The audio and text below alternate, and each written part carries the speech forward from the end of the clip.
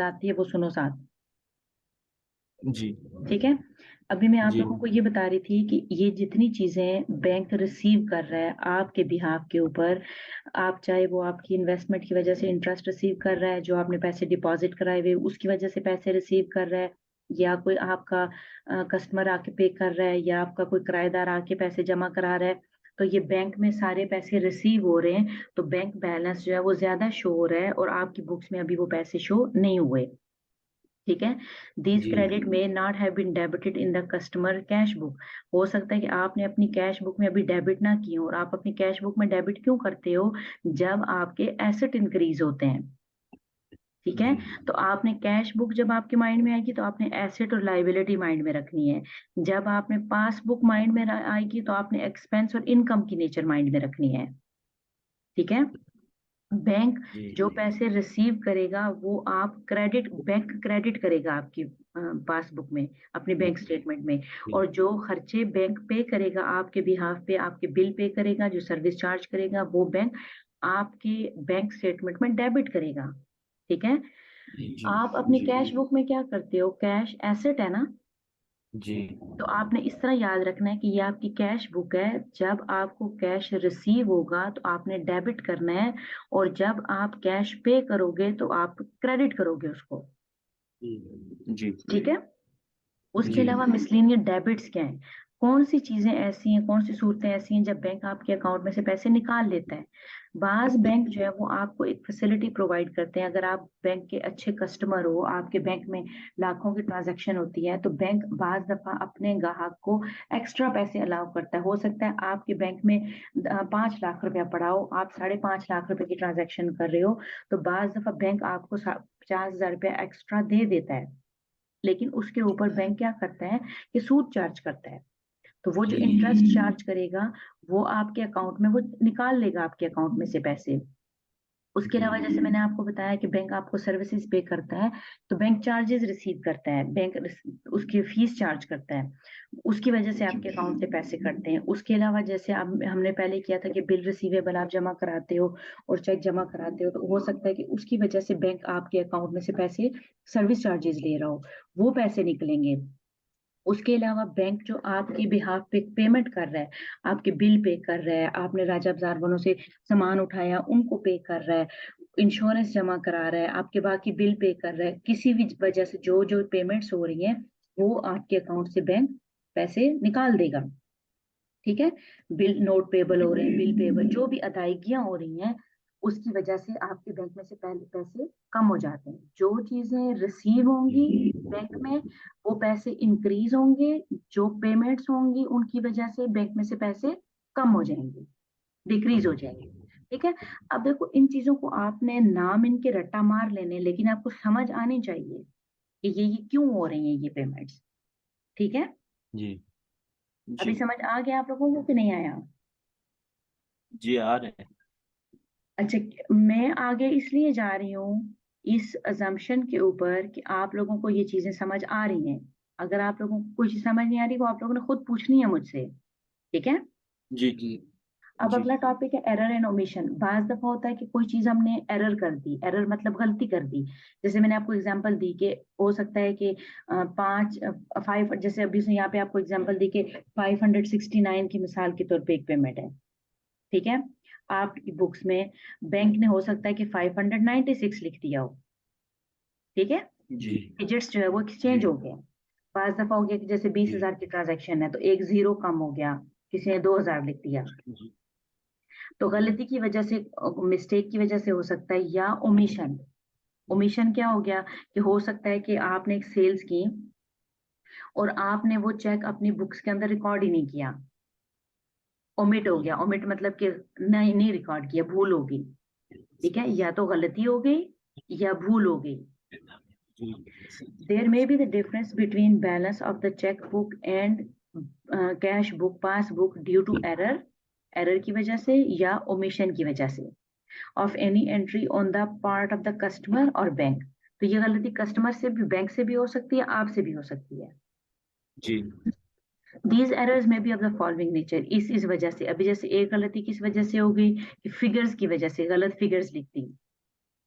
ठीक है। जी ट्रांसपोजिशन क्या मतलब, ट्रांसपोजिशन मतलब कि जगह चेंज होगी नंबर्स की। फॉर एग्जाम्पल ट्रांसपोजिशन फिगर्स, कि एक 6 की जगह 9 लिख दिया, 9 की जगह 6 लिख दिया। ठीक है। तो आपको जी एग्जैक्ट ट्रांसपोजिशन भी लिखने ठीक की जरूरत नहीं। अगर आपको पेपर में ये वर्ड भूल भी जाता है तो आप खाली लिख सकते हो कि नंबर्स आगे पीछे हो गए, और फिर आप उसमें मिसाल दे जी दो कि किसी ने 563 लिखने के बजाय 536 लिख दिया। जरूरी नहीं है कि आपको यही नंबर लिखना है, आप अपने नंबर्स भी लिख सकते हो क्योंकि आपने मिसाल देनी है। जी ठीक है।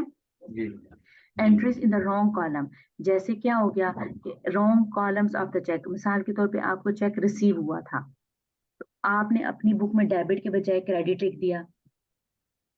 ठीक है। जी तो वो जी गलती हो सकती है कि रॉन्ग कॉलम में लिख दिया हो कैश बुक में। उसके अलावा क्या हो सकता है कि wrongly debited the customer account by the bank. हो सकता है कि आप के बैंक चार्जेस 50 रुपए बनते थे, बैंक ने 500 चार्ज कर दिया, गलती से बैंक ने रॉन्ग अमाउंट डेबिट कर दी। या बैंक ने आपका बिल पे ही नहीं किया, इस महीने आपका कोई भी बिल नहीं था।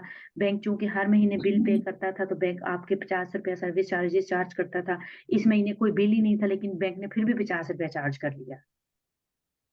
तो आप वो चेक करोगे कि नहीं, इस महीने में तो मेरा कोई बिल ही नहीं था, तो वो बैंक, आप बैंक को कहोगे कि नहीं, ये 50 रुपया दोबारा मेरे अकाउंट में डालो। जी तो उसकी वजह से गलती हो सकती है। उसके अलावा क्या हो सकता है, द डेबिट और credit side of the cash book has been understated और ओवरस्टेटेड।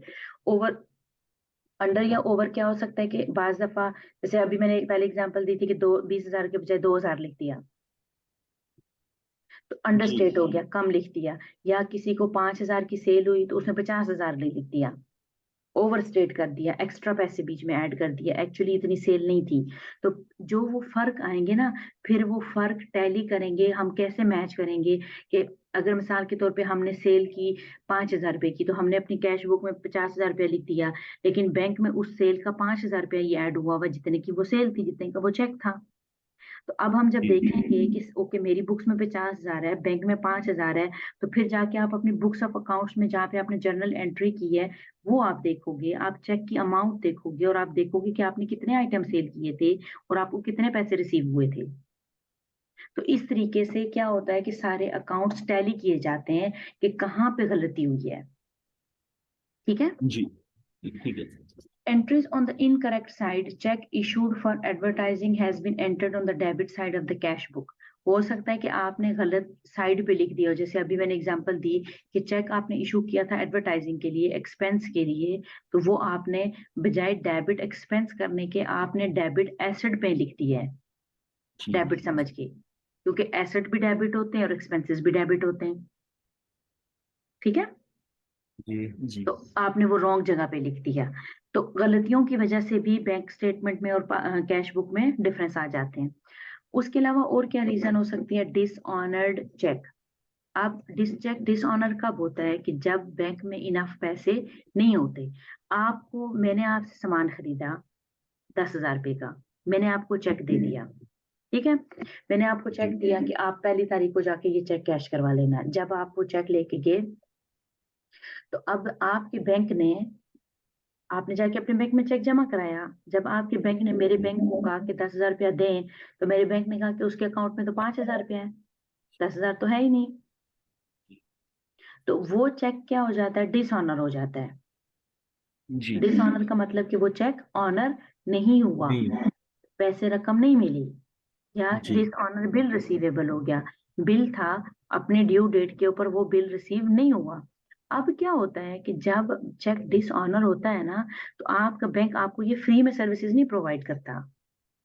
चेक डिसऑनर होने की सूरत में आपका बैंक आपसे 50 रुपया 100 रुपया एक्स्ट्रा चार्ज करेगा कि मैंने ये एफर्ट किया है, मैंने एक काम किया है आपके बिहाफ के ऊपर और वो पैसे रिसीव नहीं हुए, इसलिए मुझे सर्विस चार्जेस दो। जी ठीक है। जी ठीक फिर आप क्या करोगे कि जैसे आप दोबारा मुझे कहोगे कि तुम्हारे चेक डिसऑनर हुआ है, तुमने ड्यू डेट पे पेमेंट नहीं की है, अब बजाय 10,000 के मैं तुमसे 10,100 रुपया लूंगा क्योंकि मेरे बैंक ने मुझे 100 रुपया और चार्ज किया है, जी और अब वो कस्टमर के ऊपर डालोगे आप। ठीक है। ठीक तो वो जो रकम है डिसऑनर की वजह से जो पेमेंट, जो आपके अकाउंट डेबिट हुआ है बैंक ने, वो भी आपके अकाउंट को चार्ज होते हैं। Cheques and bill receivable deposited into the bank may have been dishonoured.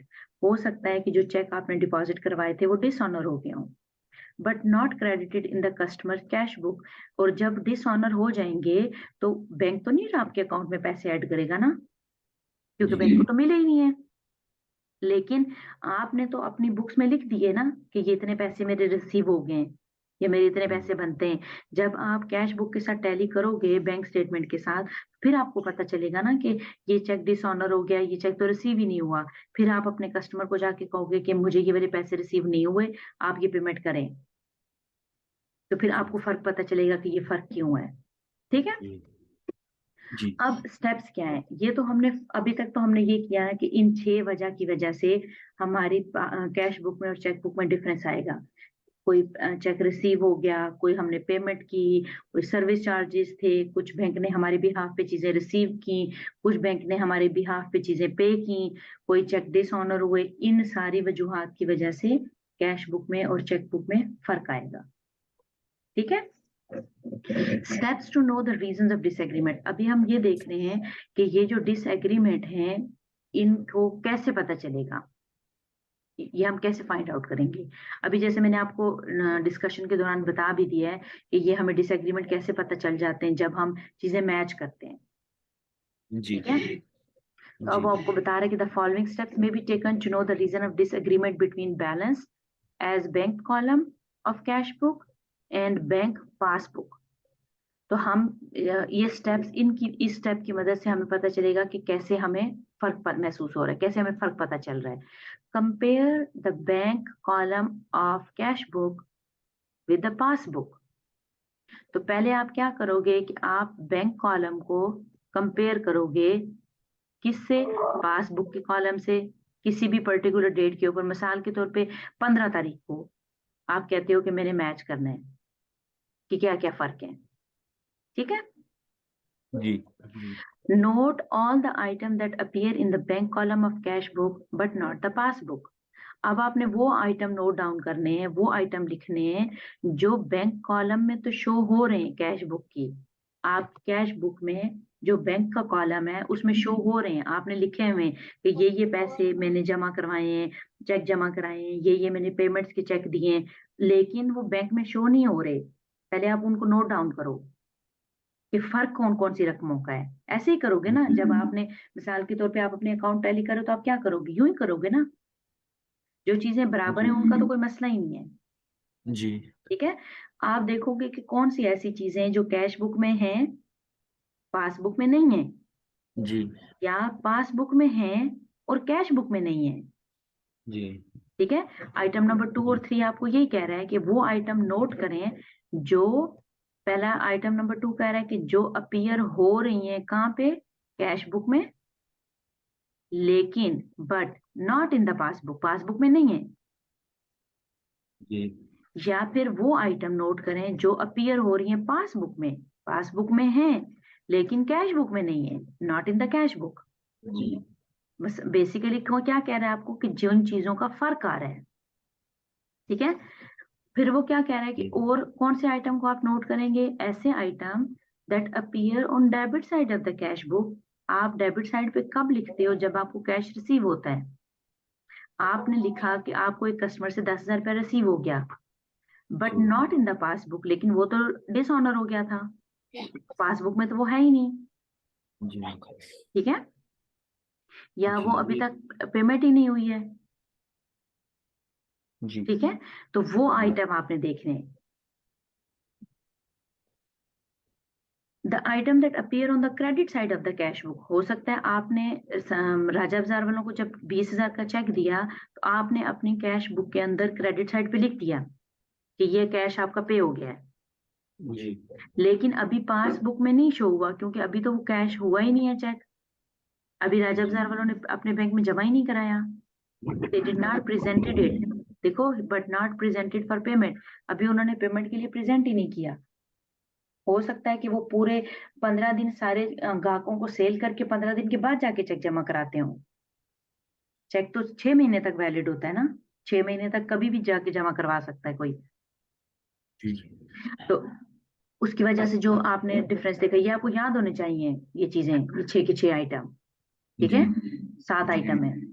फिर क्या है कि the item that appear on the debit side of the passbook. अब पासबुक की डेबिट साइड पे कौन से आइटम होते हैं? पासबुक में डेबिट कौन कौन सी चीजें होती हैं? एक्सपेंस डेबिट होते हैं। जी ठीक है, मैं आपसे एक बात जो है ना वो कल की क्लास में पूछूंगी। जो कैश बुक है ना, जी। व्हाइट बोर्ड नजर आ रहा है?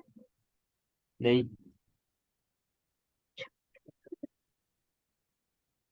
ये जो दो चीजें है ना, ये आपसे मैं कल पूछूंगी। एक है कैश बुक। कैश जी बुक किसके पास है? आपके पास है। जी। पासबुक किसकी होती है? बैंक की होती है। बैंक बैंक के पास। बैंक पासबुक में डेबिट क्या करता है? एक्सपेंसेस, जो आपके बिहाफ पे वो एक्सपेंस पे करता है, जो बिल पे करता है, जो जी सर्विस चार्जेस चार्ज करता है। जी ठीक है, जी वो क्या होती है? चीजें डेबिट होती हैं। बैंक जी क्रेडिट क्या करता है? जो जो चीजें बैंक रिसीव करता है, जी जो इनकम होती है, जी जो इंटरेस्ट या डिविडेंड बैंक आपके बिहाफ के ऊपर रिसीव करता है। जी ठीक है, जी तो ये सारी चीजें बैंक क्रेडिट करेगा। कैश बुक में डेबिट क्या होता है? जो जो कैश आप रिसीव करते हो, जी तो वो आप डेबिट करते हो। अब जी देखो कि बैंक जो कुछ रिसीव कर रहा है वो क्रेडिट कर रहा है, आप जो कुछ रिसीव कर रहे हो वो डेबिट कर रहे हो, क्योंकि आप एसेट है। कैश जो जी है वो आपकी बुक्स में एसेट है। जी ठीक है, जी जी आपने एसेट और लाइबिलिटी की सेंस माइंड में रखनी है कैश बुक के लिए। और जो आप पेमेंट करोगे वो आप क्या करोगे? क्रेडिट करोगे, क्योंकि कैश क्या हो रहा है? कैश डिक्रीज हो रहा है। जी और यहाँ पे कैश इंक्रीज होगा, इसलिए आप कैश डेबिट करोगे। तो जब आप कैश बुक आपके माइंड में आएगी तो आपके माइंड में एसेट और लाइबिलिटी आनी चाहिए। जी जी जब आपके माइंड में पासबुक होगी तो आपके माइंड में एक्सपेंस और इनकम आना चाहिए, इनकम स्टेटमेंट के माइंड से। जो कुछ जी रिसीव हो रहा है वो बैंक क्या कर रहा है? पासबुक में क्रेडिट कर रहा है। जी आप जो कुछ रिसीव करोगे वो कैश बुक में डेबिट करोगे। जी समझ आइए ये बात? जी ये मैं पूछूंगी कल आप लोगों से, ये तीनों को आनी चाहिए ये चीज। ये पासबुक में डेबिट क्या होगा? एक्सपेंसेस। एक्सपेंसेस। जब पासबुक हो ना तो आपके माइंड में इनकम स्टेटमेंट आनी चाहिए। इनकम स्टेटमेंट में हम क्या करते हैं? एक्सपेंसेस क्या होते हैं? डेबिट। जी इनकम क्या होती है? क्रेडिट। जी ठीक है, जी कैश बुक जब आपके माइंड में आए ना तो देखो कैश एसेट है ना, जी आपके माइंड में बैलेंस शीट आनी चाहिए। जब कैश जी रिसीव होगा तो आपका कैश इंक्रीज हुआ, एसेट इंक्रीज हुआ, तो वो डेबिट होगा। ठीक है, ठीक है। तो जब कैश डिक्रीज होगा तो वो क्या होगा? क्रेडिट होगा। तो कैश बुक में जो पेमेंट्स होंगी वो क्रेडिट होंगी। अब आपने देखना है कि द आइटम, अभी बुक शेयर हो रही है। जी देखो पॉइंट नंबर 6 क्या है कि the item that appear on the debit side of the passbook. Passbook की डेबिट साइड पे कौन से आइटम होते हैं? पासबुक की डेबिट साइड पे asset, expense, expense, bill expenses होते हैं। जी एक्सपेंसेस होते हैं, जो सर्विसेज। एक्सपेंसेस आ रहे हो पासबुक के डेबिट साइड पे, लेकिन जी not in the cash book, अभी कैश बुक में शो नहीं हो रहे। जी will relate to the debit in respect of bank charges. तो वो कौन कौन से आइटम हो सकते हैं? वो बैंक चार्जेस हो सकते हैं, बैंक ने जो चार्ज किए हो सर्विसेज के लिए। कोई कमीशन चार्ज किया हो, कोई इंटरेस्ट ऑन ओवरड्राफ्ट हो, जो आपको उसने ओवर पैसे दिए उसके ऊपर जो इंटरेस्ट चार्ज किया, उसने आपकी जगह कोई इंश्योरेंस पे की या कोई बिल पे किया। जो भी पेमेंट्स होंगी ना उसकी वजह से होंगे ना एक्सपेंसेस। जी तो इन सारी वजूहात में से कोई आप एक दो लिख सकते हो मिसाल देने के लिए। तो जी जो आइटम पासबुक की डेबिट साइड पे शो हो रहे हैं लेकिन कैश बुक में नहीं है, वो आपने लिखने हैं, उनको नोट डाउन जी करना है। ठीक है, और क्या हो जी सकता है? अब ये सही मुझे नजर नहीं आ रहा, लेकिन नंबर 7 क्रेडिट होगा कि जो आइटम पासबुक में क्रेडिट हो रहे हैं। पासबुक में क्रेडिट कौन से आइटम होते हैं? पासबुक में क्रेडिट, रिसीवेबल, रिसीव, रेवेन्यू। जो कुछ रेवेन्यू, जो कुछ रिसीव होगा, जो इनकम के आइटम्स होंगे, ठीक है। जी तो वो बैंक की आपने देखना है कि पासबुक में क्या क्या चीजें क्रेडिट हो रही हैं, जो आपकी कैश बुक में शो नहीं हो रही हैं, वो आप नोट डाउन करोगे और उनके फर्क को हम चेक करेंगे, ठीक है। जी। अब हम करने लगे हैं definition of bank reconciliation statement. ये मुझे रीड नजर नहीं आ रहा, ये सारा यहाँ पे, तो ये आप रीड करो अपने बुक में से, नजर आ रहा है आपको? एक सेकंड। जी। रीड करो हसनैन, आप रीड करो bank definition of bank reconciliation statement. Bank reconciliation statement is a statement आराम ड्रॉन आराम से अप। पढ़ना है, जब भी रीड करना है ना उसको ब्रेक करके आराम आराम से रीड करना है कि ये इज अ स्टेटमेंट, ऐसी स्टेटमेंट है, ड्रॉन बैंक आप। drawn up in order to agree the bank balance as shown by the bank passbook with the bank balance as shown by bank columns of cash book ठीक है। in order अब to। देखो, जब आप cash book बनाते हो ना, तो कैश बुक में आपके पास क्या होता है, कैश बुक में आपके पास एक होता है बैंक कॉलम, जी ठीक है। उसमें आप सारी चीजें लिखते हो कि मेरे बैंक में ये ट्रांजेक्शन हुई हैं, ठीक है। तो आप उस कॉलम को, कैश बुक का जो बैंक कॉलम है, उसको आप पासबुक के बैलेंस से मैच करते हो, आप मैच जी करते हो, रिकंसाइल करते हो कि उनमें फर्क क्या है, जी ठीक है। तो ऐसी स्टेटमेंट, अब एक हम रिकंसिलिएशन स्टेटमेंट बनाते हैं, जिस स्टेटमेंट में हम इन फर्कों को मैच करते हैं, उसको हम बैंक स्टेटमेंट और बैंक रिकंसिलिएशन स्टेटमेंट कहते हैं, जी ठीक है। अगला जी। पैराग्राफ दिलावर आप पढ़ो। इन ऑर्डर टू, एक minute. In order to determine the reason for any discrepancy हाँ, and to डिस्क्रिपेंसी किसको कहते हैं, डिस्क्रिपेंसी कहते हैं फर्क को।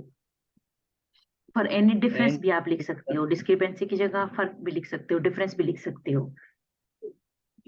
तो हम and to रीजन फाइंड करने के लिए, determine a reason, determine mean find out करना, in order to find the reason, जब हम रीजन फाइंड करते हैं कि उस डिस्क्रिपेंसी की, उस डिफरेंस की क्या रीजन है, जी ठीक है। तो any उसको जी फाइंड करने के लिए हम क्या करेंगे,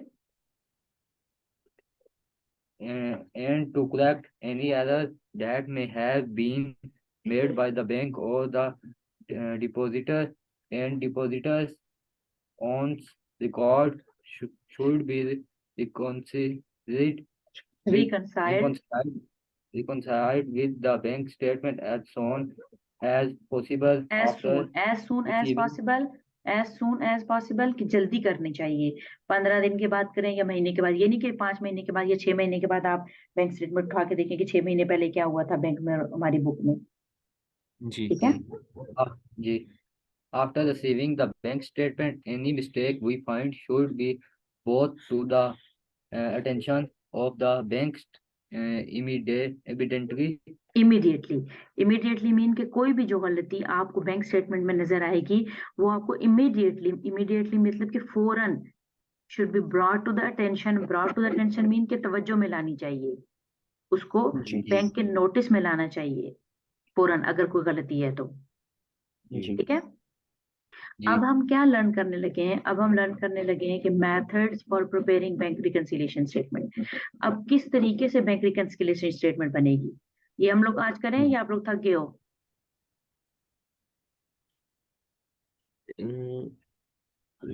बारिश भी लगी है इधर, मौसम भी खराब है तो। कल कर लें? जी कर आप लोगों ने जो अभी हमने ये पेजेस किए हैं वो घर से पढ़ के आने हैं, जी जी ठीक है, दोबारा, जी ताकि आप लोगों को अच्छे तरीके से समझ आए। ये बहुत इंपॉर्टेंट टॉपिक है, आपको पता है ना कि इसमें से एक क्वेश्चन आपके पेपर में आएगा, जी इसलिए आपने इसको पढ़ के आना है और अच्छे से याद करना है ये सारी चीजें जो हमने अभी लर्न की हैं, ताकि हम जी नेक्स्ट टॉपिक करेंगे कल, ठीक है।